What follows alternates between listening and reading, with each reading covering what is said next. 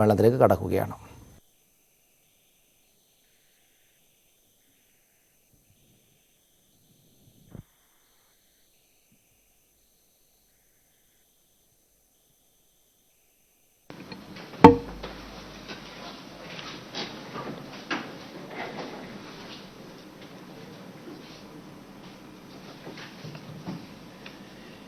ഇന്നത്തെ പരിശോധനാ ഫലം 10 പേർക്ക് പോസിറ്റീവാണ്, 10 പേര് നെഗറ്റീവാണ്. പോസിറ്റീവായവരിൽ 6 പേർ കൊല്ലത്താണ്. തിരുവനന്തപുരം, കാസർഗോഡ് 2 വീതമാണ്. ഇതിൽ കൊല്ലത്തുള്ള 5 പേര് സമ്പർക്കത്തിലൂടെയാണ് രോഗം ബാധിച്ചത്. ഒരാൾ ആന്ധ്രാപ്രദേശിൽ നിന്ന് വന്നതാണ്. തിരുവനന്തപുരത്ത് ഒരാൾ തമിഴ്നാട്ടിൽ നിന്ന് വന്നതാണ്. കാസർഗോഡ് 2 പേർക്ക് സമ്പർക്കത്തിലൂടെയാണ് രോഗം വന്നത്.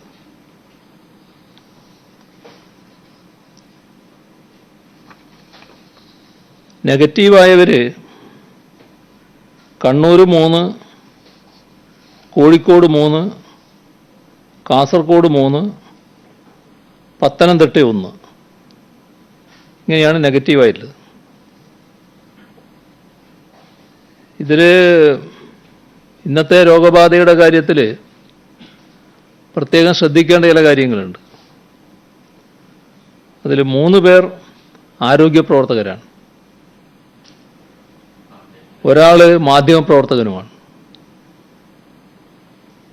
കാസർഗോട്ട് ഒരു ദൃശ്യമാധ്യമ പ്രവർത്തകനാണ് കോവിഡ് സ്ഥിരീകരിച്ചത്.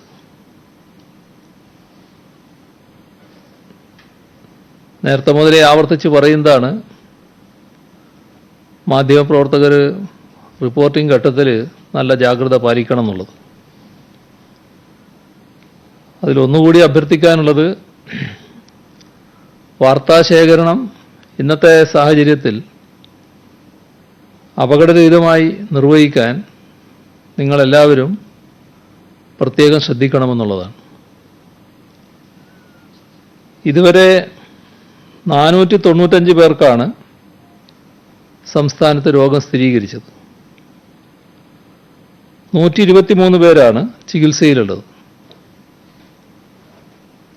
20,673 പേർ ഇപ്പോൾ നിരീക്ഷണത്തിലുണ്ട്. 20,172 പേർ വീടുകളിലാണ്. 51 പേർ ആശുപത്രികളിലുമാണ്. ഇന്ന് മാത്രം 84 പേരെ ആശുപത്രിയിൽ പ്രവേശിപ്പിച്ചു. ഇതുവരെ 24,952 സാമ്പിളുകളാണ് പരിശോധനയ്ക്ക് അയച്ചത്. രോഗബാധയില്ല എന്ന് ഉറപ്പാക്കിയത് 23,880 എണ്ണമാണ്. ആരോഗ്യ പ്രവർത്തകർ, അതിഥി തൊഴിലാളികൾ, സാമൂഹ്യ സമ്പർക്കം കൂടുതലുള്ള വ്യക്തികൾ, ഇത്തരത്തിലുള്ള മുൻഗണനാ ഗ്രൂപ്പുകളിൽ നിന്ന് ശേഖരിച്ച 875 സാമ്പിളുകളിൽ 801 എണ്ണം നെഗറ്റീവായി റിസൾട്ട് വന്നിട്ടുണ്ട്. കഴിഞ്ഞ ദിവസം പുനഃപരിശോധനയ്ക്ക് അയച്ച ഇടുക്കിയിലെ 3 പേർ ഉൾപ്പെടെയുള്ള 25 സാമ്പിളുകളുടെ റിസൾട്ട് വന്നിട്ടില്ല. ഹോട്ട്സ്പോട്ടുകളിൽ 2 പഞ്ചായത്തുകളെ കൂടി ഉൾപ്പെടുത്തി.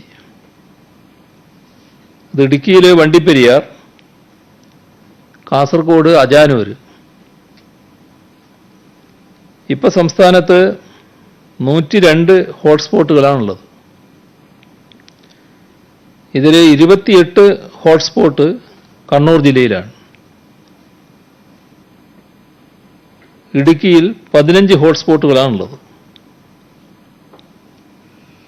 കണ്ണൂർ ജില്ലയിൽ 47 പേർ വൈറസ് ബാധിച്ച് ചികിത്സയിലുണ്ട്. കോട്ടയം 18, കൊല്ലം 15, ഇടുക്കി 14, കാസർഗോഡ് 13, തിരുവനന്തപുരം 2, പത്തനംതിട്ട 2, എറണാകുളം 1, പാലക്കാട് 6, മലപ്പുറം 1, കോഴിക്കോട് 5. ഇങ്ങനെയാണ് മറ്റ് ജില്ലകളിൽ ചികിത്സയിലുള്ളവരുടെ എണ്ണം. തൃശ്ശൂർ, ആലപ്പുഴ, വയനാട് ജില്ലകളിൽ ആരും വൈറസ് ബാധിച്ച് ചികിത്സയിലില്ല. സംസ്ഥാനം അസാധാരണമായ പ്രതിസന്ധിയിലൂടെയാണ് കടന്നുപോകുന്നത്. കോവിഡ്-19 സൃഷ്ടിച്ച സാമ്പത്തിക പ്രതിസന്ധി സാധാരണ നിലയിൽ താങ്ങാനാവാത്തതാണ്. വരുമാനത്തിൽ ഗണ്യമായ ഇടിവുണ്ടായി, അനിവാര്യമായ ചെലവുകൾ വർദ്ധിക്കുകയും ചെയ്യുന്നു. ഇത്തരമൊരു സാഹചര്യത്തിലാണ് പ്രതിസന്ധി പരിഹരിക്കുന്നതിനുള്ള മാർഗങ്ങളിൽ ഒന്ന് എന്ന നിലയിൽ സംസ്ഥാന സർക്കാർ ജീവനക്കാരുടെ 6 ദിവസത്തെ ശമ്പളം വീതം അടുത്ത 5 മാസത്തേക്ക് വിതരണം ചെയ്യാതെ മാറ്റിവെക്കാൻ സർക്കാർ തീരുമാനിച്ചിരുന്നത്. ഇതിന് നിയമപ്രാബല്യം പോരാ എന്ന് ബഹുമാനപ്പെട്ട ഹൈക്കോടതി ചൂണ്ടിക്കാണിക്കുകയുണ്ടായി. അത്തരമൊരു സാഹചര്യത്തിൽ സർക്കാർ ഉത്തരവിന് നിയമപ്രാബല്യം നൽകുന്നതിന് ഹൈക്കോടതി ഉത്തരവിന് അനുസൃതമായി ഓർഡിനൻസ് പുറപ്പെടുവിക്കാൻ ബഹുമാനപ്പെട്ട ഗവർണറോട് ശുപാർശ ചെയ്യാൻ ഇന്ന് ചേർന്ന മന്ത്രിസഭാ യോഗം തീരുമാനിച്ചിട്ടുണ്ട്. മന്ത്രിമാർ, MLA-മാർ എന്നിവരുടെ അലവൻസ് അടക്കമുള്ള പ്രതിമാസ മൊത്ത ശമ്പളം ഓണറേറിയം ഇതിൻ്റെ 30% ഒരു വർഷത്തേക്ക് കുറവ് ചെയ്യാൻ 2020 ശമ്പളവും ഭത്തയും നൽകൽ ഭേദഗതി ഓർഡിനൻസ് വിളംബരം ചെയ്യാൻ ഗവർണർക്ക് ശുപാർശ ചെയ്യാൻ തീരുമാനിച്ചു. MLA-മാർക്ക് പ്രതിമാസം ലഭിക്കുന്ന അമ്യൂണിറ്റീസ് തുകയിലും 30% കുറവ് വരുത്തും. ഇന്ന് മറ്റൊരു ഓർഡിനൻസ് കൂടി ഗവർണറുടെ പരിഗണനയ്ക്ക് അയക്കാൻ മന്ത്രിസഭാ യോഗം തീരുമാനിച്ചിട്ടുണ്ട്. കോവിഡ്-19 സാഹചര്യത്തിൽ വാർഡ് വിഭജന ജോലികൾ പൂർത്തിയാക്കാൻ തടസ്സങ്ങളുണ്ട്. പഞ്ചായത്തുകളിലെയും നഗരസഭകളിലെയും അംഗങ്ങളുടെ എണ്ണം ഓരോന്ന് വീതം വർദ്ധിപ്പിക്കാൻ നേരത്തെ നാം തീരുമാനമെടുത്തതാണ്. പക്ഷെ ആ തീരുമാനം നടപ്പാക്കണമെങ്കിൽ വാർഡ് വിഭജനം നടക്കണം. ഈ കോവിഡ് പശ്ചാത്തലത്തിൽ ഈ സമയത്തിനുള്ളിൽ വാർഡ് വിഭജനം നടത്താൻ കഴിയില്ല. അപ്പം അങ്ങനെ വന്നാൽ വാർഡ് വിഭജനത്തിലേക്ക് പോയാൽ പഞ്ചായത്ത് തെരഞ്ഞെടുപ്പ് നടത്താൻ പറ്റാത്ത അവസ്ഥ വരും. അപ്പം അത് സർക്കാർ ആഗ്രഹിക്കുന്നില്ല. സമയത്ത് തന്നെ തദ്ദേശ സ്വയംഭരണ സ്ഥാപനങ്ങളിലേക്കുള്ള തെരഞ്ഞെടുപ്പ് നടത്താനാവണം എന്നാണ് സർക്കാർ കാണുന്നത്. അതുകൊണ്ട് നിലവിലുള്ള തദ്ദേശ സ്വയംഭരണ സ്ഥാപനങ്ങളുടെ മണ്ഡലങ്ങളുണ്ട്. ആ മണ്ഡലങ്ങളുടെ അടിസ്ഥാനത്തിൽ തന്നെ തെരഞ്ഞെടുപ്പ് നടത്താനാണ് ഉദ്ദേശിക്കുന്നത്. ഇതിന് നിയമപ്രാബല്യം നൽകുന്നതിന് ഓർഡിനൻസ് പുറപ്പെടുവിക്കുന്നതിന് ഗവർണറോട് ശുപാർശ ചെയ്യാൻ തീരുമാനിച്ചു. കേരള പഞ്ചായത്ത് രാജ് ആക്ടിലും കേരള മുനിസിപ്പാലിറ്റി ആക്ടിലുമാണ് ഭേദഗതി വരുത്തുന്നത്. കോവിഡ് അനന്തരകാലത്തെ അതിജീവനത്തിൻ്റെ മാർഗങ്ങളിൽ ഏറ്റവും പ്രധാനം കൃഷിയാണ് എന്ന് കഴിഞ്ഞ ദിവസം ചർച്ച ചെയ്തിരുന്നു. സംസ്ഥാനത്ത് തരിശു കിടക്കുന്ന ഭൂമിയിൽ പൂർണ്ണമായി കൃഷി ഇറക്കുന്നതിനും അതിലൂടെ ഭക്ഷ്യസുരക്ഷ ഉറപ്പാക്കുന്നതിനുമുള്ള കൃഷി വകുപ്പിൻ്റെ ബൃഹത് പദ്ധതി അടുത്ത മാസം മുതൽ നടപ്പാക്കുകയാണ്. തദ്ദേശ സ്വയംഭരണ സ്ഥാപനങ്ങളുടെ നേതൃത്വത്തിൽ തരിശുഭൂമി ആകെ കൃഷി ചെയ്യുന്ന രീതിയിൽ പദ്ധതി നടപ്പാക്കാനാണ് ഉദ്ദേശിക്കുന്നത്. കാർഷിക മേഖലയ്ക്ക് പുതുജീവൻ നൽകി കൃഷിക്കാരുടെ വരുമാനം വർദ്ധിപ്പിക്കുക, യുവജനങ്ങളെ കൃഷിയിലേക്ക് ആകർഷിക്കുക, ജോലി നഷ്ടപ്പെട്ട് തിരിച്ചു വരാനിടയുള്ള പ്രവാസികളെ കൂടി കാർഷിക രംഗത്തേക്ക് കൊണ്ടുവരിക എന്നിവയും കൃഷിവകുപ്പ് നേതൃത്വം നൽകുന്ന പദ്ധതിയുടെ ലക്ഷ്യങ്ങളാണ്.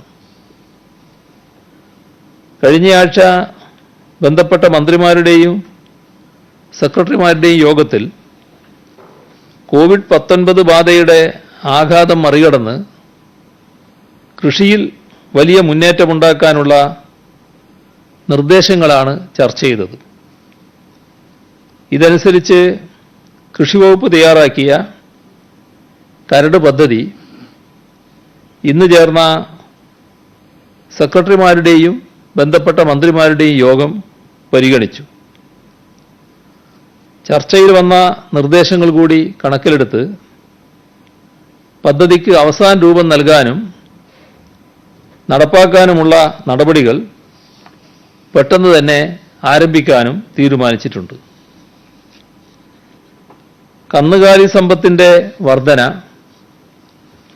പാലിന്റെയും മുട്ടയുടെയും ഉൽപാദന വർധന, മത്സ്യകൃഷി അഭിവൃദ്ധിപ്പെടുത്തൽ എന്നീ ഘടകങ്ങളും ഈ പദ്ധതിയുടെ ഭാഗമാണ്.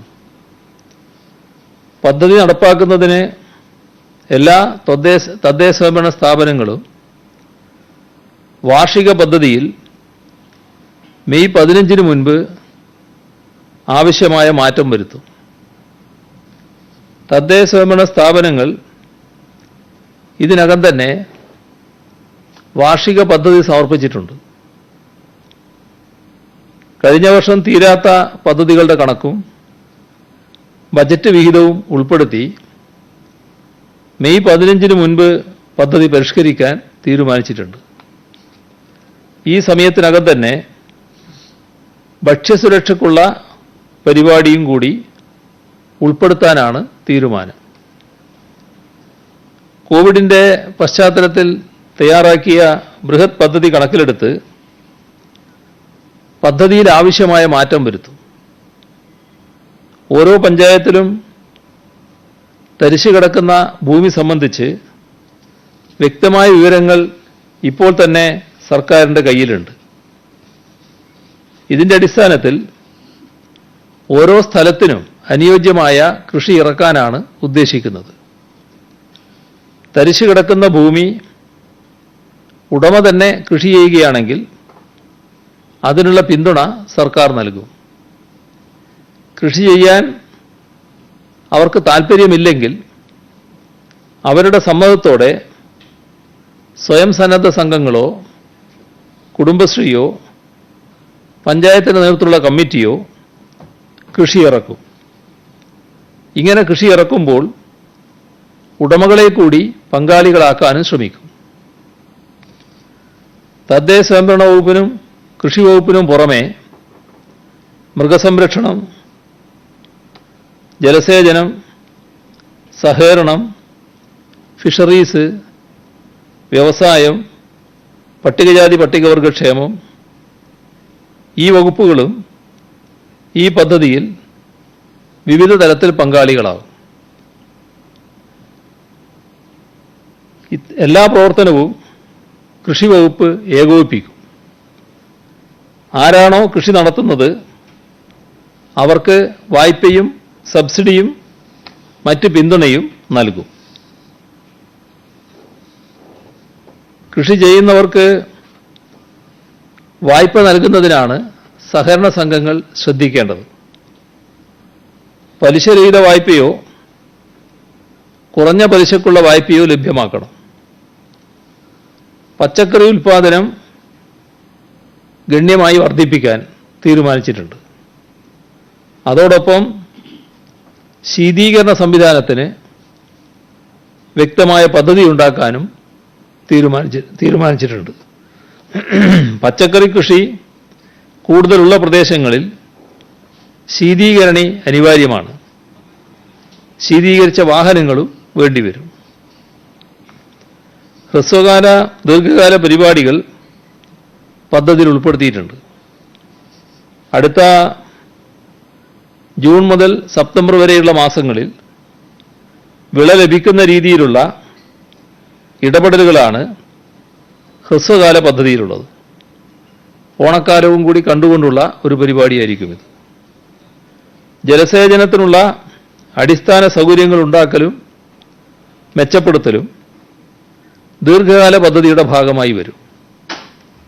ചെറിയ തോടുകളോ കൈവഴികളോ നന്നാക്കേണ്ടതുണ്ടെങ്കിൽ അതിപ്പോൾ തന്നെ ചെയ്യും. കൃഷിവകുപ്പിൻ്റെ കണക്കനുസരിച്ച് സംസ്ഥാനത്ത് 1,09,000 ഹെക്ടർ തരിശുഭൂമിയുണ്ട്. ഇതിൽ തോട്ടഭൂമിയും പാടങ്ങളും ഉൾപ്പെടും. ഈ തരിശുഭൂമിയിൽ മുഴുവൻ കൃഷി ഇറക്കുന്നതോടൊപ്പം 1,40,000 ഹെക്ടറിൽ ഇടവിള കൃഷി നടത്താമെന്നാണ് ഉദ്ദേശിക്കുന്നത്. കൃഷി വ്യാപിപ്പിക്കുകയും ഉൽപാദനം കൂട്ടുകയും ചെയ്യുന്നതനുസരിച്ച് കൂടുതൽ വിപണന സാധ്യതകളൊരുക്കും. ഗ്രാമങ്ങളിലും പട്ടണങ്ങളിലും കാർഷിക ചന്തകൾ സംഘടിപ്പിക്കും. ചന്ത സംഘടിപ്പിക്കുന്നതിന് കാർഷിക സംഘങ്ങൾക്കും കുടുംബശ്രീ പോലുള്ള ഏജൻസികൾക്കും സർക്കാർ സഹായം നൽകും. ഡിജിറ്റൽ മാർക്കറ്റിംഗ് സംവിധാനം പരമാവധി ഉപയോഗിക്കണമെന്നും ഉദ്ദേശിക്കുന്നു. കാർഷികോൽപ്പന്നങ്ങളുടെ മൂല്യവർദ്ധനവിലേക്ക് നമുക്ക് വേണ്ടത്ര പോകാൻ കഴിഞ്ഞിട്ടില്ല. അതുകൊണ്ട് മൂല്യവർദ്ധനവിന് ഊന്നൽ നൽകാനാണ് തീരുമാനിച്ചിട്ടുള്ളത്. വ്യവസായ വകുപ്പ് ഇതിനാവശ്യമായ കാര്യങ്ങൾ ചെയ്യും. ഭക്ഷ്യോൽപാദന വർധനവിനും കാർഷിക മേഖലയിൽ കുതിച്ചുചാട്ടം കൈവരിക്കുന്നതിനും ഒരു വർഷത്തിനകം 3,000 കോടി രൂപ ചെലവഴിക്കാനാണ് ഉദ്ദേശിക്കുന്നത്. ഇതിൽ 1,500 കോടി രൂപ തദ്ദേശ സ്വയംഭരണ സ്ഥാപനങ്ങളുടെയും വിവിധ വകുപ്പുകളുടെയും പദ്ധതി വീതത്തിൽ നിന്ന് കണ്ടെത്തും. ബാക്കി 1,500 കോടി രൂപ നബാർഡിൽ നിന്നും സഹകരണ മേഖലയിൽ നിന്നും വായ്പയായി ലഭിക്കും. പദ്ധതി വിജയിപ്പിക്കുന്നതിൻ്റെ ഭാഗമായി സംസ്ഥാനത്തുടനീളം യുവജന ക്ലബ്ബുകളുടെ രജിസ്ട്രേഷൻ നടത്താൻ തീരുമാനിച്ചിട്ടുണ്ട്. നമ്മുടെ പ്രതിസന്ധിയും സാധ്യതകളും കണക്കിലെടുത്ത് യുവജനങ്ങൾ പരമാവധി ഇതിൽ പങ്കാളികളാകണമെന്നാണ് അഭ്യർത്ഥിക്കാനുള്ളത്.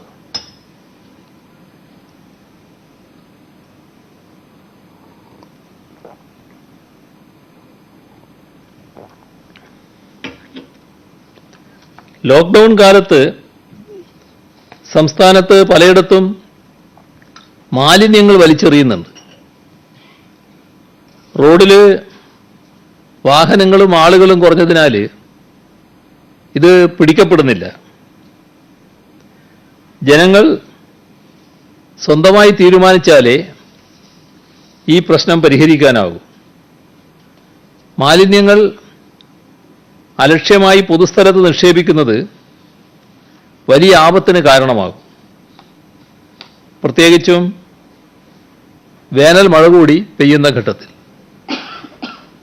പൊതുവായ ജാഗ്രതയോടൊപ്പം തന്നെ തെറ്റായ നടപടികൾ കണ്ടാൽ അപ്പോൾ തന്നെ റിപ്പോർട്ട് ചെയ്യാനും ആളുകൾ തയ്യാറാകണം. മാലിന്യ സംസ്കരണ കാര്യത്തിൽ കൃത്യമായ സംവിധാനം പ്രാദേശിക തലത്തിൽ ഒരുക്കാൻ നേരത്തെ തന്നെ നിർദ്ദേശം നൽകിയതാണ്. തദ്ദേശ സ്വയംഭരണ സ്ഥാപനങ്ങളുടെ ജാഗ്രത ഇക്കാര്യത്തിൽ വേണ്ടതുണ്ട്. പലതരം പനികൾ റിപ്പോർട്ട് ചെയ്യുന്നത് ആശങ്ക സൃഷ്ടിക്കുന്നുണ്ട്. അവയുടെ വ്യാപനം ഈ ഘട്ടത്തിൽ വന്നാൽ അത് വലിയ പ്രശ്നമായി മാറും. അതുകൊണ്ട് തന്നെ പരിസര ശുചീകരണം, മാലിന്യ നിർമ്മാർജ്ജനം ഇത് ഒഴിച്ചുകൂടാനാകാത്ത കടമയായി ജനങ്ങൾ ഏറ്റെടുക്കണം. നമ്മുടെ സംസ്ഥാനത്ത് ഇപ്പോൾ കാണുന്ന ഒരു പ്രവണത, ചില സമരപരിപാടികൾ ഇടവേളയ്ക്ക് ശേഷം സജീവമാകുന്നതാണ്. ജനാധിപത്യത്തിൽ പ്രതിഷേധിക്കാനുള്ള അവകാശം എല്ലാവർക്കുമുണ്ട്. സാധാരണ നിരക്ക് അതിനെ ആരും ചോദ്യം ചെയ്യുകയുമില്ല. പക്ഷേ നാം ഇപ്പോൾ ജീവിക്കുന്നൊരു സാഹചര്യം, ഈ കോവിഡ്-19 രോഗത്തിൻ്റെ പശ്ചാത്തലം, ഇതെല്ലാവരും ഓർക്കണം. നമ്മുടെ ദൈനംദിന ജീവിതത്തിലെ പല പ്രധാന കാര്യങ്ങളും മാറ്റിവെക്കേണ്ടി വരുന്നൊരു ഘട്ടമാണിത്. അപ്പോൾ അത്തരമൊരു ഘട്ടത്തിൽ ഒഴിവാക്കാനാവുന്ന സമരങ്ങളും ബഹളവുമൊക്കെ ഒഴിവാക്കുക തന്നെ വേണം. ഇതിൽ സമരം ചെയ്യുന്നവരുടെ സുരക്ഷിതത്വവും സർക്കാരിൻ്റെ ഉത്തരവാദിത്വമാണ്. അതുകൊണ്ട് ജനങ്ങളെ ആകെ ബുദ്ധിമുട്ടിക്കുന്ന സമരങ്ങൾ താൽക്കാലികമായെങ്കിലും ഒഴിവാക്കണം. ചില സ്ഥലങ്ങളിൽ ഇരച്ചുകയറ്റവും മറ്റും കാണുന്നുണ്ട്. പോലീസുകാർക്ക്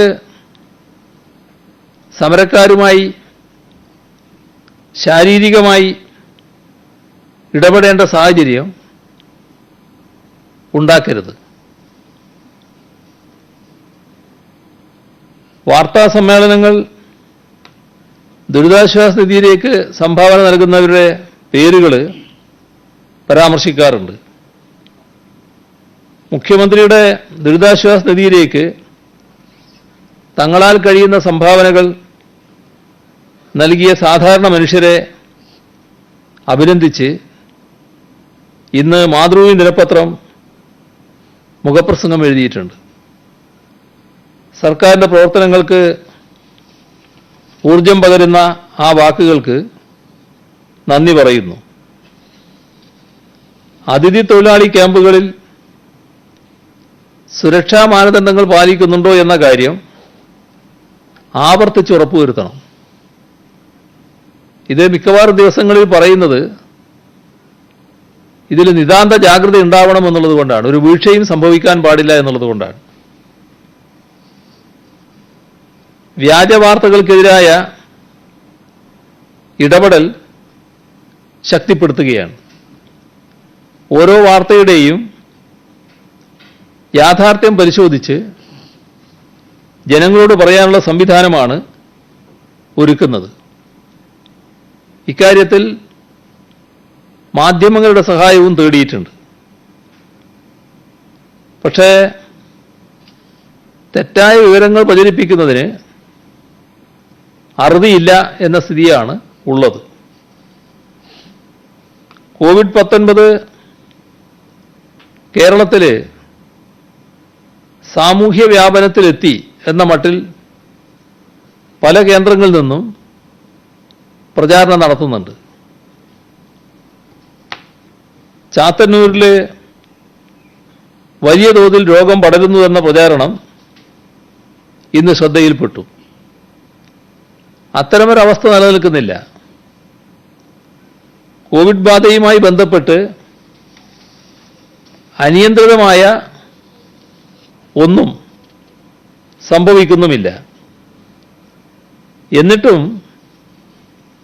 ജനങ്ങൾക്കിടയിൽ ഭീതി പടർത്തുന്ന പ്രചരണമുണ്ടാകുന്നത് അനുവദിക്കാനാവാത്ത ദുഷ്പ്രവണതയാണ്. സാമൂഹ്യ മാധ്യമങ്ങളിൽ അത്തരം പ്രചാരണം നടത്തുന്നവർക്കെതിരെ ശക്തമായ നടപടിയെടുക്കും. മറ്റു മാധ്യമങ്ങളും അബദ്ധത്തിൽ പോലും വസ്തുതാവിരുദ്ധമായ കാര്യങ്ങൾ പ്രചരിപ്പിക്കരുത് എന്ന് അഭ്യർത്ഥിക്കുന്നു. വിദ്യാഭ്യാസ രംഗത്ത് പൊടുന്നനെയുള്ള ആഘാതമായിട്ടാണ് കോവിഡ്-19 മാറിയത്. ഈ സ്തംഭനം എങ്ങനെ മറികടക്കാം എന്ന ആലോചന വിവിധ തലങ്ങളിൽ നടക്കുകയാണ്. അതിൽ ശ്രദ്ധേയമായ ഒരു ഇടപെടൽ എയ്ഡഡ് കോളേജ് മേഖലയിലെ അധ്യാപക സംഘടനയായ AKPCT ഭാഗത്ത് നിന്ന് ഉണ്ടായിട്ടുണ്ട്. കേരള, MG, കാലിക്കറ്റ്, കണ്ണൂർ സർവകലാശാലകളിലായി ലോക്ക്ഡൗൺ കാരണം പാതി വഴിക്ക് നിലച്ച മുഴുവൻ കോഴ്സുകളും ഓൺലൈനായി വിദ്യാർത്ഥികളിലേക്ക് അവർ എത്തിക്കുകയാണ്.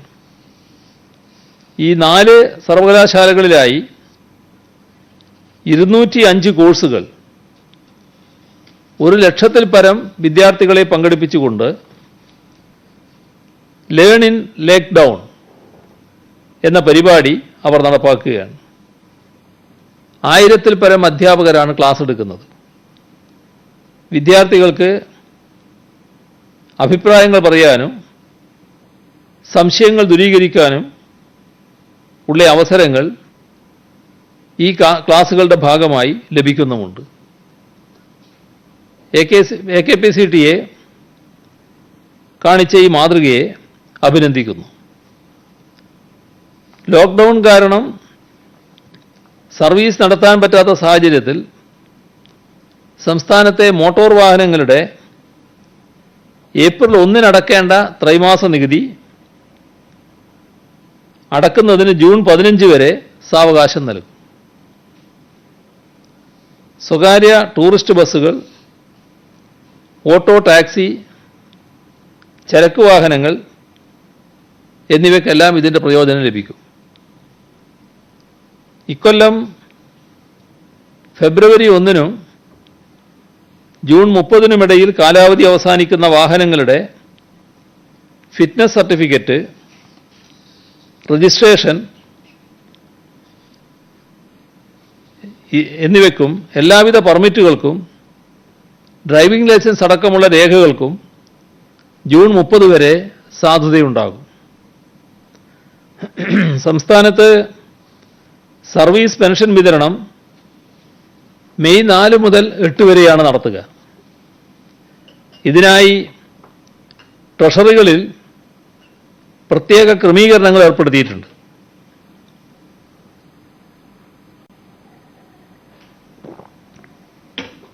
അക്കൗണ്ട് നമ്പർ വെച്ച് വ്യത്യസ്ത സമയം നിശ്ചയിച്ചാണ് പെൻഷൻ വിതരണം നടത്തുക.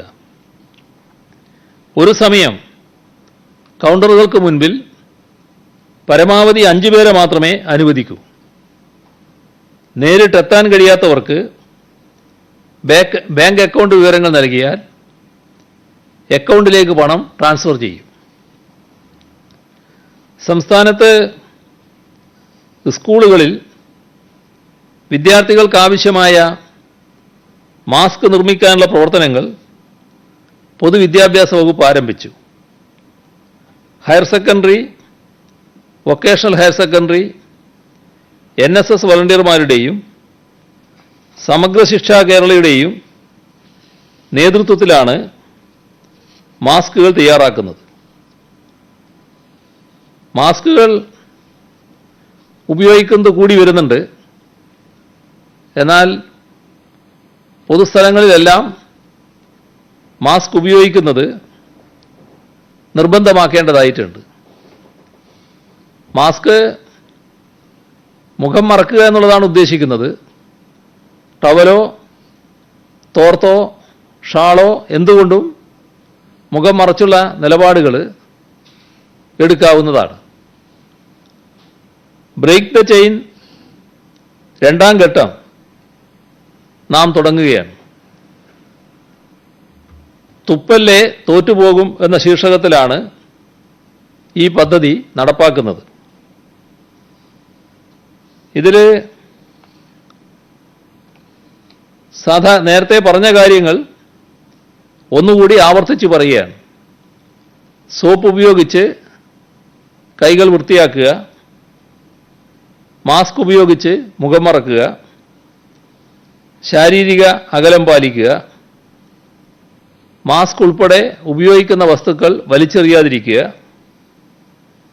യാത്രകൾ പരമാവധി ഒഴിവാക്കുക, വയോധികരും കുട്ടികളും ഗർഭിണികളും രോഗികളും വീട് വിട്ട് പുറത്തിറങ്ങാതിരിക്കുക, കഴുകാത്ത കൈകൾ കൊണ്ട് കണ്ണ്, മൂക്ക്, വായ തുടങ്ങിയ ഭാഗങ്ങൾ തൊടാതിരിക്കുക, പൊതു ഇടങ്ങളിൽ തുപ്പാതിരിക്കുക, പോഷകാഹാരം കഴിക്കുക, ധാരാളം വെള്ളം കുടിക്കുക, ആരോഗ്യം നിലനിർത്തുക, ചുമക്കുമ്പോൾ തൂവാല ഉപയോഗിച്ച് മൂക്കും വായും അടച്ചു പിടിക്കുക.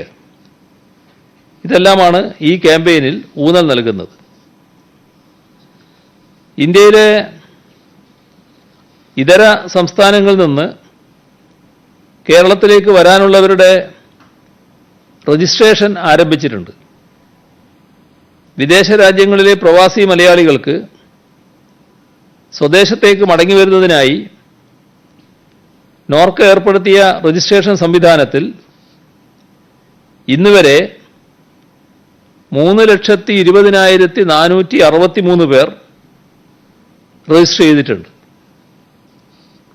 ഇതിൽ തൊഴിൽ താമസ വിസയിലെത്തിയ 2,23,624 പേരും സന്ദർശന വിസയിലുള്ള 57,436 പേരും ആശ്രിത വിസയിൽ 20,219 പേരും വിദ്യാർത്ഥികൾ 7,276 പേരും ട്രാൻസിറ്റ് 691 പേരും മറ്റുള്ളവർ 11,327 പേരുമാണ്.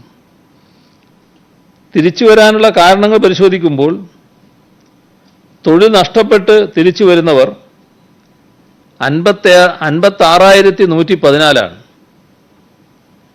വാർഷികാവധി കാരണം വരാൻ ആഗ്രഹിക്കുന്നവർ 58,823. സന്ദർശന വിസ കാലാവധി കഴിഞ്ഞവർ 41,236. വിസ കാലാവധി കഴിഞ്ഞവരും റദ്ദാക്കപ്പെട്ടവരും 23,975. ലോക്ക്ഡൗൺ കാരണം നാട്ടിലേക്ക് മടങ്ങുന്ന കുട്ടികൾ 9,561. മുതിർന്ന പൗരന്മാർ 10,007. ഗർഭിണികൾ 9,515. പഠനം പൂർത്തിയാക്കിയ വിദ്യാർത്ഥികൾ 2,448. ജയിൽ മോചിതർ 748. മറ്റുള്ളവർ 1,08,520. ഇങ്ങനെയാണ് രജിസ്ട്രേഷൻ്റെ വിവരങ്ങൾ. ദുരിതാശ്വാസ നിധിയുടെ കണക്കുകളാകെ പറയൽ വിഷമാണല്ലോ എന്ന് ഇന്നലെ ഞാൻ പരാമർശിച്ചിരുന്നു. അപ്പോൾ ഇന്ന് പല അഭിപ്രായങ്ങളും വരികയുണ്ടായി. അതങ്ങനെ നിർത്തിക്കളയരുത്, ഇത് നമ്മുടെ ആളുകൾക്ക് ദുരിതാശ്വാസ നിധിയിലേക്ക് സംഭാവന നൽകാനുള്ളൊരു ഊർജ്ജമാണ് എന്നൊക്കെയുള്ള അഭിപ്രായങ്ങൾ വന്നു. അതുകൂടി മാനിച്ച് ചിലതുകൂടി പറയാൻ. പാലക്കാട് ജില്ലാ പഞ്ചായത്ത് 1 കോടി രൂപ ദുരിതാശ്വാസ നിധിയിലേക്ക് നൽകുന്നുണ്ട്. പേരൂർക്കട സർവീസ് സഹകരണ ബാങ്ക് 25 ലക്ഷം ഇന്നലെ പറഞ്ഞപ്പോൾ ആദ്യ ഗഡു എന്ന് ഞാൻ പറഞ്ഞിരുന്നു. അപ്പോൾ നിങ്ങൾ ചിലർ ചിരിക്കുന്നുണ്ടായിരുന്നു. അപ്പോൾ ആ ചിരി അവർ വീണ്ടും തരുമെന്നുള്ള അർത്ഥത്തിൽ തന്നെയാണ് എന്ന് അന്നേരം തന്നെ കണക്കാക്കിയിരുന്നു. ഏതായാലും അവർ ബാക്കി 75 ലക്ഷം രൂപ ഇപ്പോൾ നൽകിയിട്ടുണ്ട്. ജീവനക്കാരുടെ ഒരു മാസത്തെ ശമ്പളത്തുകയായ 27,99,831 രൂപയും അതോടൊപ്പം കൈമാറിയിട്ടുണ്ട്. മലമ്പുഴ നിയോജക മണ്ഡലത്തിലെ സഹകരണ സൊസൈറ്റികൾ ചേർന്ന് 96 ലക്ഷം രൂപ, പള്ളുരുത്തി മണ്ഡലം സർവീസ് സഹകരണ ബാങ്ക് 50 ലക്ഷം രൂപ, മയിൽ സർവീസ് സഹകരണ ബാങ്ക് 25,15,500 രൂപ, കൊച്ചിൻ ഷിപ്പ്യാർഡിലെ ജീവനക്കാർ അവരുടെ ഒരു ദിവസത്തെ ശമ്പളത്തുക ചേർത്ത് 29,53,000 രൂപ. ഇടുക്കി ജില്ലയിലെ പഞ്ചായത്തുകളും സഹകരണ സംഘങ്ങളും ചേർന്ന് 53,32,576 രൂപ.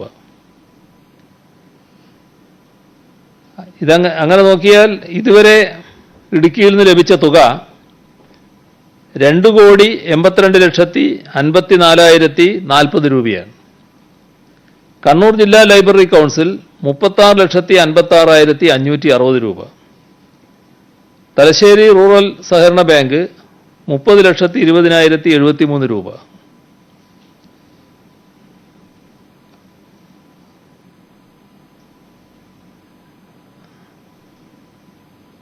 അതും പേരൂർക്കടയെ പറ്റി പറഞ്ഞ പോലെയുള്ള ഒരു ഭാഗമാണ്. അതും ചിലപ്പോൾ ആദ്യ ഗഡുവായിരിക്കും. ഏലംകുളം സർവീസ് സഹകരണ ബാങ്ക് 25,49,990 രൂപ. നിറ പദ്ധതിയുടെ ഭാഗമായി ആലത്തൂരിലെ നെൽകർഷകരിലും സമാഹരിച്ച നെല്ല്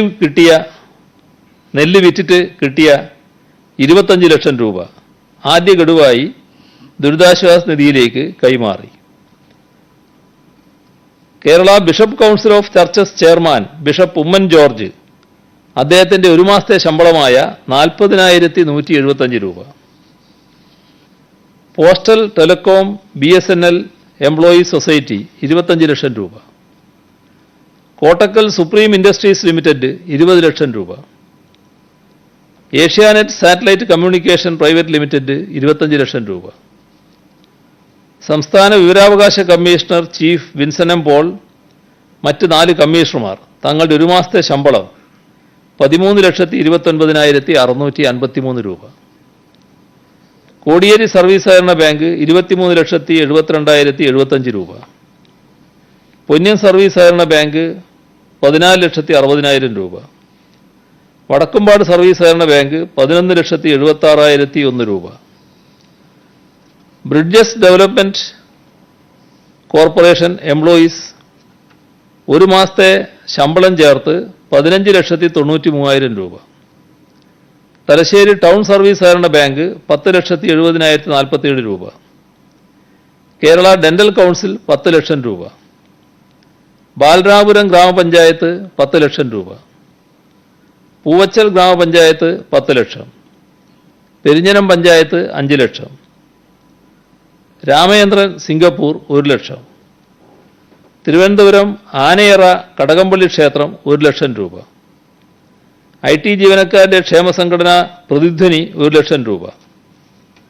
ജോയിന്റ് കൗൺസിൽ സംസ്ഥാന general secretary S. Vijayakumaran Nair ഒരു മാസത്തെ ശമ്പളമടക്കം 1 ലക്ഷം രൂപ.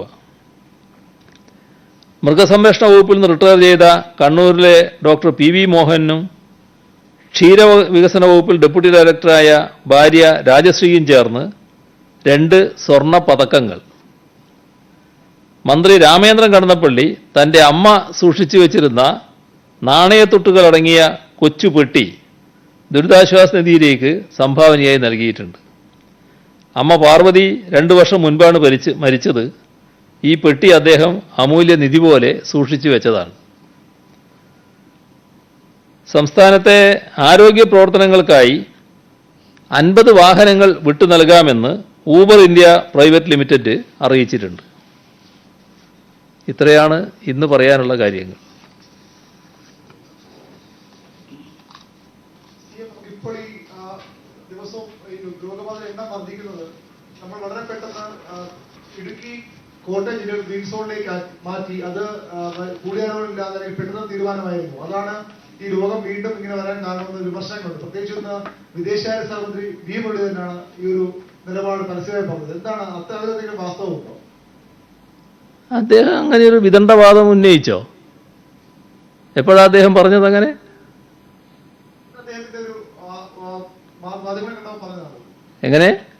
ഇന്ന് മാധ്യമങ്ങളെ കണ്ടപ്പോൾ അദ്ദേഹം പറഞ്ഞതാണ്. ഇത്തരത്തിൽ ഫേസ്ബുക്ക് പോസ്റ്റാണ് ഇത്തരത്തിൽ അദ്ദേഹം പറഞ്ഞത്. കൂടിയാലോചനയില്ലാതെ പെട്ടെന്ന് തീരുമാനമായി പോയി.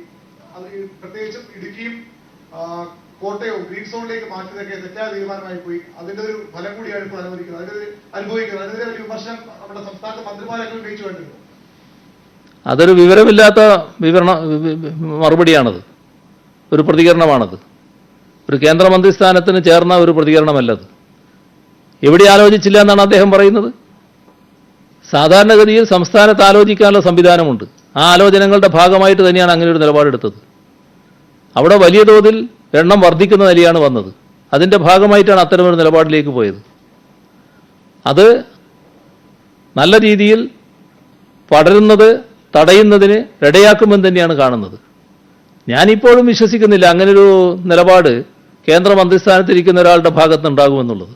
അങ്ങനെ ഉണ്ടായെങ്കിൽ അത് ശുദ്ധ വിവരക്കേടുമാണ്. കൂടുതൽ ആരോഗ്യ പ്രവർത്തകർക്ക് നമുക്കിപ്പോൾ രോഗം സ്ഥിരീകരിക്കുകയാണ്. ഇന്നിപ്പോൾ 3 പേർക്ക് സ്ഥിരീകരിച്ചു. ഈ രോഗം സ്ഥിരീകരിക്കുന്ന പല ആൾക്കാർക്ക് രോഗലക്ഷണമില്ല എന്നുള്ളത് മറ്റൊരു പ്രശ്നമായി നിൽക്കുന്നു. നമ്മളൊരു ഈ രോഗത്തിന്റെ ഒരു 3ാം ഘട്ടത്തിലേക്ക് പോയി എന്നതിന്റെ സൂചനയായിട്ട് ഇതിനെ നമുക്ക് കാണാൻ പറ്റും. ഇത് നമ്മളെപ്പോഴും ഭയപ്പെടേണ്ട ഒരു കാര്യം നമ്മുടെ സാമൂഹ്യ വ്യാപനത്തിലേക്ക് പോകാതിരിക്കുക എന്നതാണ്.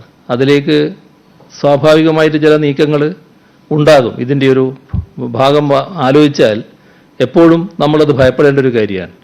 അത് പോകാതിരിക്കുന്നതിനാണ് നാം ഇത്ര കഠിനമായ ശ്രമം നടത്തിക്കൊണ്ടിരിക്കുന്നത്. അതിൽ നമ്മുടെ സമൂഹവും നല്ല രീതിയിൽ പ്രതികരിച്ചുകൊണ്ടിരിക്കുകയാണ്. ഇപ്പോൾ ഈ പറഞ്ഞതുപോലെ വലിയ തോതിലുള്ള ട്രിപ്പിൾ ലോക്ക്ഡൗൺ ഒക്കെ ഏർപ്പെടുന്നില്ലേ? എന്തിനാണത്? അത് ഏർപ്പെടുത്തുന്നതിൻ്റെ ഭാഗമായി ഗുണം കിട്ടുകയാണ്. ഇത് സമൂഹ വ്യാപനത്തിലേക്ക് നീങ്ങാതിരിക്കുക, കൂടുതൽ പടരാതിരിക്കുക. ഇത് ഒരാൾക്ക് കിട്ടിയ രോഗം പല ആളുകളിലേക്കാണല്ലോ എത്തുക. നമ്മൾ പ്രൈമറിയും സെക്കൻഡറിയും കണക്കാക്കാൻ നോക്കുന്നുണ്ട്. അതെല്ലാം നമ്മൾ ട്രേസ് ഔട്ട് ചെയ്യുന്നുണ്ട്. പക്ഷേ ഏതെങ്കിലും തരത്തിൽ ഒഴിവായിപ്പോയാലോ അതെവിടെ എത്തും? അപ്പോൾ അതിനെല്ലാമുള്ള കരുതലാണ് നാം നടത്തിക്കൊണ്ടിരിക്കുന്നത്. ഇന്നത്തെ സ്ഥിതിയിൽ ഒരു സാമൂഹ്യ വ്യാപനത്തിൻ്റെതായ പ്രശ്നങ്ങൾ വന്നിട്ടില്ല. അത് വരാതിരിക്കാനുള്ള ജാഗ്രത നാം തുറന്ന് നിലനിർത്തേണ്ടതായിട്ടുണ്ട്. ഇപ്പോൾ വലിയ വിഷമം ആളുകൾ സ്വാഭാവികമായിട്ട് സഹിക്കുന്നുണ്ട്. ഈ പറഞ്ഞ കോട്ടയത്തായാലും പിന്നെ ഇടുക്കിയിലായാലും അതിനേക്കാളും ഇപ്പോൾ കണ്ണൂരിൽ നല്ല രീതിയിലുള്ള നിയന്ത്രണമാണ് കൊണ്ടുവന്നിട്ടുള്ളത്. അത്തരം നിയന്ത്രണങ്ങളില്ലാതെ നമുക്കിത് തടയാൻ പറ്റില്ല. കാരണം മനുഷ്യജീവനല്ലേ മറ്റെന്തിനേക്കാളും വലുത്.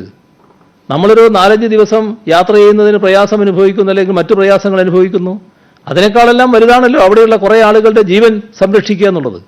ആ ജീവൻ സംരക്ഷിക്കുന്നതിന് പ്രാധാന്യം കൊടുത്തുകൊണ്ട് നിലപാട് നമുക്ക് സ്വീകരിക്കേണ്ടതായിട്ട് വരും. അതിൻ്റെ മുന്നിൽ ഒരു വിട്ടുവീഴ്ചക്കും സർക്കാർ തയ്യാറല്ല. ഇപ്പൊ ഈ വരുന്ന ഇപ്പൊ സിഎം പറഞ്ഞ 10 ടെസ്റ്റുകൾ, അത് 10 റിസൾട്ട് നമ്മൾ റാൻഡം ടെസ്റ്റുകളുടെ റിസൾട്ട് അതിനകത്ത് ഉൾപ്പെടുന്നുണ്ടോ? അതോ റാൻഡം ടെസ്റ്റുകൾ നടത്തുന്നത് വീണ്ടും നമ്മൾ കൂടുതൽ ആധികാരികതയ്ക്കുള്ള ടെസ്റ്റ് നടത്തുന്നുണ്ടോ? അല്ല, നമ്മൾ 3000 ആളുകൾ ടെസ്റ്റ് നടത്തിയ വിവരം ഇന്നലെ പറഞ്ഞല്ലോ. അതിൻ്റെ ആ വിവരത്തിൽ 3 പേരാണല്ലോ പോസിറ്റീവായത്. അതിനപ്പുറമുള്ള വിവരങ്ങൾ ഇപ്പോൾ വന്നിട്ടില്ല. എല്ലാ ദിവസവും നമ്മൾ 3000 വെച്ച് നോക്കുന്നുണ്ടോ? അതോ ഇപ്പൊ നമുക്ക് കിറ്റിന്റെ ഒരു കുറവ് ഇപ്പോഴും ബാക്കിയല്ലേ സിഎം? അതെ, ഇതിലിപ്പോൾ എല്ലാ ദിവസവും 3000 വെച്ച് നോക്കലല്ല, നമ്മളൊരു ടെസ്റ്റ് കേസായിട്ട് എടുത്തതാണ്. കുറേ അധികം നമ്പറിലേക്ക് പോവുക. എന്താണ് അതിൻ്റെ അവസ്ഥ എന്ന് നോക്കുക. അങ്ങനെ നോക്കിയപ്പോൾ അപകടകരമായ നിലയല്ല. ആകെ 3 പേര് മാത്രമാണ് പോസിറ്റീവായിട്ട് നമ്മളതിൽ കണ്ടിട്ടുള്ളത്. അപ്പോൾ ഒരു ആശ്വാസകരമായ അവസ്ഥ തന്നെയാണ് ആ റിസൾട്ടിലൂടെ നമുക്ക് വന്നിട്ടുള്ളത്. കണ്ണൂരിൽ കളക്ടറും ഡിഎംഒയും രംഗത്തെത്തിയിരിക്കുന്നത് SP യതീഷ് ചന്ദ്രയ്ക്കെതിരെയാണ്. അവിടെ ഏതൊക്കെയോ തരത്തിൽ ഇരു കൂട്ടരുടെയും നിലപാടുകൾ വൈരുദ്ധ്യമുണ്ട് എന്ന സൂചനകൾ പുറത്തു വരുന്നുണ്ട്. തീരുമാനങ്ങൾ എടുക്കുന്നത് വേറെയാണ് എന്ന സൂചന പുറത്തു വരുന്നു. അതേസമയം കഴിഞ്ഞ തവണ മാർച്ച് അവസാനം SP യതീഷ് ചന്ദ്ര ജനങ്ങളെ ഏത്തമിടിച്ചപ്പോൾ അന്ന് താങ്കൾ പറഞ്ഞത് അത് സംസ്കാരത്തിന് യോജിച്ച പ്രവൃത്തിയല്ല എന്നാണ്. എന്തെങ്കിലും നടപടി അവിടെ സ്വീകരിച്ചിട്ടുണ്ടോ ഇതിനെ തുടർന്ന്? ഇതും കൂടി കൂട്ടിച്ചേർത്ത് വെച്ചൊന്ന് പറയാമോ? ഇപ്പോൾ ഒരു നടപടിയും സ്വീകരിക്കേണ്ട ഘട്ടമല്ല. ഇപ്പം നമ്മളെല്ലാവരും ശ്രദ്ധിക്കുന്നത് അവിടെ കൂടുതൽ കർശനമായ നിയന്ത്രണം ഏർപ്പെടുത്തുക എന്നുള്ളതാണ്. ആ നിയന്ത്രണത്തിൽ തന്നെയാണ് ഇപ്പം നിൽക്കുന്നത്. അത്തരം നിയന്ത്രണങ്ങൾക്ക് സർക്കാരിൻ്റെ എല്ലാ പിന്തുണയുമുണ്ട്. ഒരു ഉദ്യോഗസ്ഥനും അതിനെതിരല്ല. കാസർഗോഡ് മാധ്യമപ്രവർത്തകരും കോവിഡ് സ്ഥിരീകരിച്ച നിലയിൽ അവിടെ ബാക്കിയുള്ള എല്ലാ മാധ്യമപ്രവർത്തകരും ക്വാറന്റൈനിലേക്ക് പോകണമെന്നാണ് DMO പറഞ്ഞിരിക്കുന്നത്. അത്തരത്തിലേക്കുള്ള നടപടിയിലേക്കാണ് പോകുന്നത്. എല്ലാവരും ക്വാറന്റൈനിൽ പോകേണ്ട സാഹചര്യമാണ് അവിടെ ഉള്ളത്. എല്ലാവരും എന്ന് പറഞ്ഞാൽ അദ്ദേഹവുമായി ബന്ധപ്പെട്ട ഒരു ടീം ഉണ്ടാവുമല്ലോ, സ്വാഭാവികമല്ലേ അത്. ആ ടീം കരുതൽ നടപടിയെടുക്കണ്ടേ? അത് DMO പറഞ്ഞിട്ടുണ്ടാവും. മറ്റ് കാസർഗോഡ് ജില്ലയിലെ മുഴുവൻ മാധ്യമപ്രവർത്തകരും ക്വാറന്റൈനിൽ പോകുക എന്നല്ല അതുകൊണ്ട് ഉദ്ദേശിക്കുന്നത്. അദ്ദേഹവുമായി ബന്ധപ്പെട്ടിട്ടുള്ള ആൾക്കാർ എല്ലാ കാര്യത്തിലും ചെയ്യുന്നത് പോലെ ഈ കാര്യത്തിലും ചെയ്യേണ്ടതായിട്ട് വരും. അതിപ്പോൾ ഡോക്ടർമാരുടെ കാര്യത്തിൽ പോലും നടക്കില്ലേ. ഒരു ഡോക്ടർക്ക് വന്നാൽ, പിന്നെ ആരോഗ്യ പ്രവർത്തകർക്ക് വന്നാൽ അവിടെയുള്ള എല്ലാവരും ക്വാറന്റൈൻ സ്വീകരിക്കപ്പെടുകയല്ലേ? അത് വേറെ വഴിയില്ല നമ്മുടെ മുന്നിൽ. കേന്ദ്രമന്ത്രി വി മുരളീധരൻ ഉന്നയിച്ച പോലൊരു വിമർശനം നേരത്തെ IMAയുടെ ഭാഗത്തുനിന്നും ഉണ്ടായിരുന്നു. കൂടിയാലോചനകളില്ല, റെഡ് സോണുകളെ ഗ്രീൻ സോണാക്കി മാറ്റിയെന്ന തരത്തിലുള്ള വിമർശനം നേരത്തെ IMAയുടെ ഭാഗത്തുനിന്നും അവർ ഉയർത്തിയതാണ്. റെഡ് സോണിനെ ഗ്രീൻ സോണാക്കി മാറ്റിയത് എവിടെയാ? പറയേ. ഗ്രീൻ സോണിനെ അതായത് കോട്ടയം ഇടുക്കി ജില്ലകൾക്ക് എന്നുള്ളതാണ്. കോട്ടയം ഇടുക്കി എന്ന് പറയുന്നത്, കോട്ടയത്തും ഇടുക്കിയും നേരത്തെ ഗ്രീൻ സോൺ ആയിരുന്നു എന്നുള്ളത് വസ്തുതയാണ്. പക്ഷേ ഗ്രീൻ സോൺ ആയ സ്ഥലത്ത് പെട്ടെന്നാണ് സ്ഥിതിഗതികൾ മാറി വന്നത്. അതിവേഗതയിൽ പോസിറ്റീവായ രോഗികളുടെ എണ്ണം വർദ്ധിക്കുകയാണ്. അതേപോലെ തന്നെ അപകടകരമായ സാഹചര്യവും ഉയർന്നു വരികയാണ്. അതിനെ തടയിടാൻ വേണ്ടി തന്നെയാണ് അവിടെ റെഡ് സോൺ ഏർപ്പെടുത്തിയത്. അതിന് ഫലമുണ്ടാകുമെന്ന് തന്നെയാണ് പ്രതീക്ഷിക്കുന്നത്. പിന്നെ ഇത്തരം കാര്യങ്ങൾ തീരുമാനിക്കുന്നത് IMAയുമായി ആലോചിച്ചുകൊണ്ടല്ല. IMAക്ക് ഒരുപാട് കാര്യങ്ങൾ സംഭാവന ചെയ്യാൻ സാധിക്കും, അതിലൊരു സംശയമില്ല. ആ സംഭാവന സർക്കാർ സ്വീകരിക്കുകയാണ്. ഒരുപാട് കാര്യങ്ങളിൽ അവരുടെ സഹായം ഇനിയും വേണം. പക്ഷേ ഇത്തരം കാര്യങ്ങൾ തീരുമാനിക്കുന്ന വേദികളിൽ IMAയുടെ പ്രാതിനിധ്യമില്ല. IMAയുടെ പ്രാതിനിധ്യം ഉൾപ്പെടുത്തിക്കൊണ്ടല്ല ആ തീരുമാനങ്ങൾ എടുക്കുന്നത്. അതാണ് വസ്തുത. ഇന്ന് ഹൈക്കോടതിയിലെ ജഡ്ജിമാർ ഈ ശമ്പളം മാറ്റിവെക്കലിന് അനുകൂലമല്ലാതെ അവരൊരു കത്ത് നൽകിയതായിട്ട് ഒരു വാർത്തയുണ്ട്. അത് അത്തരമല്ല കത്തും സംസ്ഥാന സർക്കാരിന് ലഭിച്ചിട്ടുണ്ടോ? എനിക്കതറിയില്ല. പക്ഷെ ഏതായാലും ഹൈക്കോടതിയുടെ ജഡ്ജിമാരുടെ ശമ്പളം പിന്നെ പിടിക്കുക എന്ന തരത്തിൽ അല്ലെങ്കിൽ മാറ്റിവെക്കുക എന്നുള്ള തരത്തിൽ ഒരാലോചനയും സംസ്ഥാന സർക്കാർ തലത്തിൽ ഉണ്ടായിട്ടില്ല. കാരണം അത് പ്രത്യേക ഭരണഘടനാ സ്ഥാപനമാണ്. അതിൻ്റെ ഭാഗമായി തന്നെ ഉള്ള നടപടികൾ പ്രത്യേകമായി സ്വീകരിക്കേണ്ടതാണ്. കഴിഞ്ഞ കാലങ്ങളിലെല്ലാം ഉണ്ടായിട്ടുള്ളത് ഹൈക്കോടതി ജഡ്ജിമാർ തന്നെ പലരും നേരിട്ട് സംഭാവന നൽകുന്ന നിലയാണ് സ്വീകരിച്ചിട്ടുള്ളത്. കോടതികൾ തന്നെ മുൻകൈ എടുത്തുകൊണ്ട് സംഭാവന അയക്കുന്ന നിലയെടുത്തിരുന്നു. കഴിഞ്ഞ പ്രളയകാലത്ത് നിങ്ങൾ ഓർക്കുന്നുണ്ടാവും, സുപ്രീം കോടതി തന്നെ മുൻകൈ എടുത്തുകൊണ്ട് അവിടുന്ന് നമുക്ക് സംഭാവന വന്ന അനുഭവമുണ്ട്. അതൊക്കെയാണ് നമ്മുടെ അനുഭവം. ഏതായാലും സർക്കാർ അത്തരം ഒരു കാര്യവും ആലോചിച്ചിട്ടില്ല. ഈ കേരളം ലോക്ക്ഡൌൺ നീട്ടണം, വ്യവസ്ഥകളോടെ നീട്ടണമെന്നൊരു ആവശ്യം കേന്ദ്രങ്ങൾ ഉന്നയിച്ചിട്ടുണ്ട്. ഈ സാഹചര്യത്തിൽ വീണ്ടും ഒരിക്കൽ കൂടി സൗജന്യ റേഷൻ കൊടുക്കുന്നതിനെ കുറിച്ച് ആലോചിക്കുന്നുണ്ടോ? അങ്ങനെ ഒരു ആലോചന സർക്കാരിന്റെ ഭാഗത്തില്ല. കൊടുത്തത് വീണ്ടും നീട്ടുകയാണെങ്കിൽ അല്ല, ഇപ്പൊ സർക്കാരിന്റെ ഭാഗത്ത് അങ്ങനെ ഒരു ആലോചനയില്ല. രണ്ട് കാര്യങ്ങൾ. ഒന്ന്, ഈ സാലറി കട്ടുമായി ബന്ധപ്പെട്ട് നമ്മൾ ഇന്നിപ്പോ ഓർഡിനൻസ് ഇറക്കി. അത് പ്രതിപക്ഷം നേരത്തെ ചോദ്യം ചെയ്യുന്നത് സ്റ്റേ വാങ്ങിയതാണ്. സ്വാഭാവികമായിട്ട് ഇതും ചോദ്യം ചെയ്യപ്പെടാനുള്ള സാധ്യതയില്ല. സർക്കാരിന് ഏതെങ്കിലും തരത്തിലുള്ള ആശങ്ക അക്കാര്യത്തിലുണ്ടോ? രണ്ടാമത്, ഇന്നലെ നമ്മൾ ഇടുക്കിയിൽ ഒരു 3 കേസ് റിപ്പോർട്ട് ചെയ്തിട്ട് അത് വീണ്ടും പരിശോധനയ്ക്ക് അയക്കുമെന്ന് പറഞ്ഞിരുന്നു. അതിന്റെ റിസൾട്ട് നമുക്ക് ലഭ്യമായിട്ടുണ്ട്. രണ്ടാമത്തതിന് ഞാൻ നേരത്തെ പറഞ്ഞു, അങ്ങനെ ഇല്ല, അവർ പരിശോധനാ ഫലം കിട്ടിയിട്ടില്ല എന്നത് നേരത്തെ തന്നെ പറഞ്ഞു കഴിഞ്ഞിട്ടുണ്ട്. സാലറി മാറ്റിവെക്കുന്നതാണ്, അത് പൂർണ്ണമായിട്ട് കട്ട് ചെയ്ത് മാറ്റുകയല്ല. ആ മാറ്റിവെക്കൽ നടപടിക്ക് നിയമപരമായ പിൻബലം വേണം എന്ന് കോടതിയടക്കം ചൂണ്ടിക്കാണിച്ചു. അപ്പോൾ കോടതിയുടെ നിർദ്ദേശങ്ങൾക്ക് അനുസൃതമായിട്ടുള്ള ഒരു ഓർഡിനൻസാണ് ഇപ്പോൾ കൊണ്ടുവന്നിട്ടുള്ളത്. അതിനെക്കുറിച്ച് ഒരാശങ്കയും സർക്കാരിനില്ല. മാസ്ക് നിർബന്ധമാക്കുന്നു പറഞ്ഞു CM. അങ്ങനെ അത് എന്തെങ്കിലും പിഴയോ എന്തെങ്കിലും ഉണ്ടാകുമോ അത് ധരിച്ചില്ലെങ്കിൽ? പിഴക്ക് ഇപ്പം തന്നെ വ്യവസ്ഥയുണ്ട്. ഇത് ആദ്യമേ തന്നെ പിഴക്ക് പുറപ്പെടുകയല്ല നിയമപാലകർ ചെയ്തിട്ടുള്ളത്. പക്ഷേ ഇപ്പോൾ വേണ്ടത്ര സമയമായി. ഇനിയും നമ്മൾ പൊതുസ്ഥലത്ത് മാസ്ക് ഉപയോഗിക്കാതിരുന്നാൽ സ്വാഭാവികമായിട്ടും അവരവരുടേതായ നടപടികൾ സ്വീകരിക്കുമെന്ന് വേണം കണക്കാക്കാൻ. എന്തിനാണ് അങ്ങനെ ചിന്തിക്കുന്നത്? നമ്മൾ പൊതുസ്ഥലത്ത് മാസ്ക് ഉപയോഗിക്കുന്ന രീതിയാണ് നല്ലത്. കോട്ടയം ജില്ലയിലെ തലപ്പാടിയിൽ പരിശോധന നടക്കുന്നുണ്ടായിരുന്നു. കോട്ടയത്തെയും ഇടുക്കിയിലെയും പരിശോധനകൾ നടക്കുന്നതാണ് അവിടുത്തെ ലാബില്. അവിടെ ഒരു മെഷീനിൽ തകരാറ് മൂലം പരിശോധനകൾ വൈകുന്നതായിട്ടും അതുപോലെ തന്നെ അങ്ങനെ ഒരു പ്രതിസന്ധി ഉടലെടുത്തിട്ടുണ്ട്. ഇക്കാര്യം ശ്രദ്ധയിൽപ്പെട്ടിട്ടുണ്ടോ? അത്തരമൊരു പ്രശ്നം എന്റെ ശ്രദ്ധയിൽപ്പെട്ടിട്ടില്ല. സെമി ഹൈസ്പീഡ് റെയിലിന്റെ അലൈൻമെന്റ് ആയെന്ന് കേട്ടു. അപ്പൊ അതോട് ബന്ധപ്പെട്ട് കൂടുതൽ വിവരങ്ങളുണ്ടോ? അത് ഒരുപാട് കുടുംബങ്ങളെ വീടുകൾ ഒഴിപ്പിക്കേണ്ടി വരുമെന്ന ആശങ്കകളും പറയുന്നു. എന്തെങ്കിലും ഡീറ്റെയിൽസ് ഉണ്ടോ CMന്റെ അതുമായി ബന്ധപ്പെട്ട്? അത് നമുക്ക് ഇപ്പോൾ പറയാനില്ല. പക്ഷേ നേരത്തെ തന്നെ അലൈൻമെൻറ്റിൻ്റെ കാര്യങ്ങൾ ചർച്ച ചെയ്തുകൊണ്ടിരിക്കുന്നതാണ്.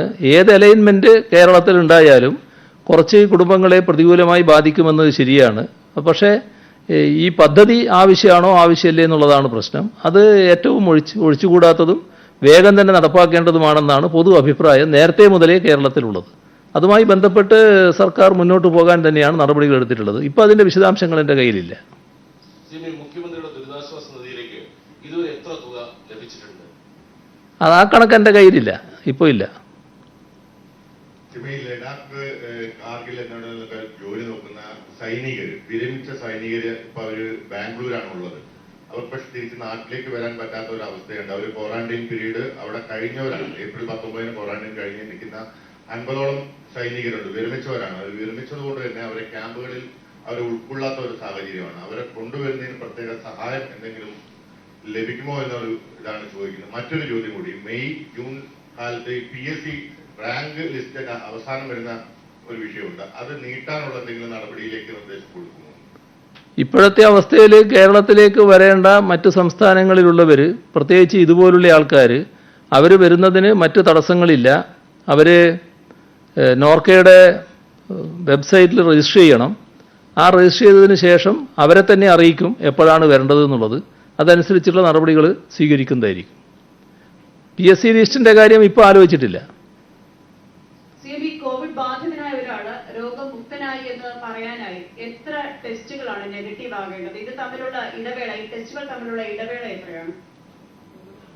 അത് സാധാരണ നിലക്ക് അദ്ദേഹം നിരീക്ഷണത്തിലിരിക്കുന്ന ഘട്ടത്തിൽ അതിൻ്റെ ആരോഗ്യ പ്രവർത്തകർ തീരുമാനിക്കുന്നതാണ്, ഞാൻ തീരുമാനിക്കുന്ന കാര്യമല്ല. കഴിഞ്ഞ ദിവസങ്ങളിലെല്ലാം ആരോഗ്യ പ്രവർത്തകർക്ക് കോവിഡ് സ്ഥിരീകരിക്കുന്നുണ്ട്. ഈ സാഹചര്യത്തിൽ ആരോഗ്യ പ്രവർത്തകർക്ക് നൽകുന്ന സുരക്ഷാ ഉപകരണങ്ങളുടെ ഗുണനിലവാരത്തിൽ KGMO അടക്കമുള്ള സംഘടനകൾ തന്നെ സംശയം പ്രകടിപ്പിക്കുന്നുണ്ട്. ഈ ഉപകരണങ്ങളുടെ ഗുണനിലവാര പരിശോധനയ്ക്ക് വിധേയമാക്കണമെന്നാണ് അവർ ആവശ്യപ്പെടുന്നത്. അത്തരത്തിലൊരു കാര്യം പരിഗണിക്കുമോ? സുരക്ഷാ ഉപകരണങ്ങളുടെ കേടുകൊണ്ട് ഈ ആരോഗ്യ പ്രവർത്തകർക്ക് രോഗബാധയുണ്ടായി എന്നൊരു പ്രശ്നം ഇതേവരെ കേരളത്തിൽ വന്നിട്ടില്ല. മറ്റു തരത്തിലുള്ള സമ്പർക്കത്തിലൂടെ ആരോഗ്യ പ്രവർത്തകർക്ക് രോഗബാധയുണ്ടായി എന്ന പ്രശ്നമാണ് കേരളത്തിൽ വന്നിട്ടുള്ളത്. ഇങ്ങനെയൊരു പ്രശ്നം വന്നാൽ അത് ഗൗരവമായിട്ട് തന്നെ സർക്കാർ എടുക്കും. IgG ആന്റിബോഡി കൂടി കണ്ടെത്താവുന്ന റാപ്പിഡ് ടെസ്റ്റിംഗ് നമ്മൾ HLL-മായി ധാരണയിലെത്തിയിരുന്നു എന്ന് പറഞ്ഞു. ഇതിൽ ICMR അനുമതി സംബന്ധിച്ച തടസ്സങ്ങളുണ്ടെന്ന് പറഞ്ഞിരുന്നു. അതിൽ അക്കാര്യത്തിൽ എന്തെങ്കിലും ചർച്ചകളോ അല്ലെങ്കിൽ എന്തെങ്കിലും നടപടികൾക്ക് സാധ്യതയുണ്ടോ? അതിൽ തീരുമാനമൊക്കെ വരേണ്ടത് ICMR-ൽ നിന്നാണ്. ICMR-മായി ബന്ധപ്പെടുന്നുണ്ട്. അവരുടെ അനുമതി കിട്ടിയതിന് ശേഷം മാത്രമേ ഏതൊരു കാര്യവും നടപ്പാക്കാനാവുകയുള്ളൂ. അങ്ങനെ നടപ്പാക്കാനേ സർക്കാരുള്ളൂ. സർക്കാർ ജീവനക്കാരുടെ ലീവ് സറണ്ടർ എടുക്കുന്നുണ്ട്. ലീവ് സറണ്ടർ അനുമതിയില്ല. ഒപ്പം തന്നെ അവരെ ക്ഷാമബദ്ധ പിടിച്ചു വയ്ക്കുന്നുണ്ട്. ഇപ്പം ഈ ജീവനക്കാരുടെ ശമ്പളം കൂടി 6 ദിവസത്തെ മാറ്റാൻ ഹൈക്കോടതി വിധി മറികടക്കാൻ ഓർഡിനൻസ് കൊണ്ടുവരുന്നു. അപ്പോൾ ജീവനക്കാർ സർക്കാരിനെതിരാകുമെന്നൊരു തോന്നൽ സർക്കാരിനുണ്ടോ? ജീവനക്കാരൊന്നും ഒരു കാലത്തും സർക്കാരിനെതിരാവില്ല. കാരണം ജീവനക്കാരുടെ ശമ്പളം എല്ലാ കാലത്തും ഉറപ്പുവരുന്നൊരു സർക്കാരാണിത്. അവരുടെ കൂടെ എല്ലാ കാര്യങ്ങളിലും നിൽക്കുന്നൊരു സർക്കാരുമാണ്. ഇന്ന് നാടാകെ നേരിടുന്ന ഒരു പ്രശ്നങ്ങളുണ്ട്. ആ പ്രശ്നങ്ങളുടെ ഭാഗമായി എല്ലാവരും വിഷമം അനുഭവിക്കുന്നുണ്ട്. അതിലൊരു പങ്ക് സ്വാഭാവികമായും ജീവനക്കാരും വഹിക്കും. അത് മാത്രമേ ഉള്ളൂ. CMA നാളെ നിരവധി ഡോക്ടർമാർ സംസ്ഥാനത്ത് വിരമിക്കുകയാണ്. ചില മെഡിക്കൽ കോളേജുകളുടെ അടക്കം തലപ്പത്തുള്ളവർ നാളെ വിരമിക്കുന്നുണ്ട്. അത് ഏതെങ്കിലും തരത്തിൽ നമ്മുടെ ഇപ്പോഴത്തെ ഈ കോവിഡ് പ്രതിരോധ പ്രവർത്തനങ്ങളെ ബാധിക്കുമോ? അത് സാധാരണ നിലയിൽ ബാധിക്കില്ല. അത്തരം ആളുകളുടെ സേവനം തുറന്നും എങ്ങനെ നമ്മുടെ സമൂഹത്തിന് കിട്ടും എന്നുള്ള കാര്യം നമുക്ക് ആലോചിക്കാം. നമുക്ക് ഒരു കാര്യം കൂടി, പൊതുജനങ്ങളിൽ നിന്ന് നിരന്തരമായി നമ്മോട് ആൾക്കാർ ചോദിക്കുന്ന ഒരു കാര്യം, ഈ ഹോട്ട്സ്പോട്ട് റെഡ് സോൺ അല്ലാത്ത മേഖലകളിൽ 3-ാം തീയതി കഴിഞ്ഞ് എന്തെങ്കിലും ഇളവ്, നമുക്ക് കൂടുതൽ ഇളവുകൾ ഉണ്ടാകുമെന്ന ചോദ്യം നിരന്തരമായി ഉണ്ടാകുന്നുണ്ട്. അത്തരം കാര്യങ്ങൾ 3-ാം തീയതിക്ക് മുൻപ് ഉറപ്പായിട്ട് പറയും. ഒരു ശങ്കയും വേണ്ട. നമുക്ക് ഇന്ന് അവസാനിപ്പിക്കാം. മുഖ്യമന്ത്രി വാർത്താ സമ്മേളനം അവസാനിപ്പിച്ചിരിക്കുന്നു. സംസ്ഥാനത്ത് ഇന്ന് 10 പേർക്ക് കോവിഡ് സ്ഥിരീകരിച്ചു എന്നാണ് അദ്ദേഹം വാർത്താ സമ്മേളനത്തിൽ പറഞ്ഞത്. കൊല്ലത്ത് 6 പേർക്കും തിരുവനന്തപുരം, കാസർഗോഡ് ജില്ലകളിൽ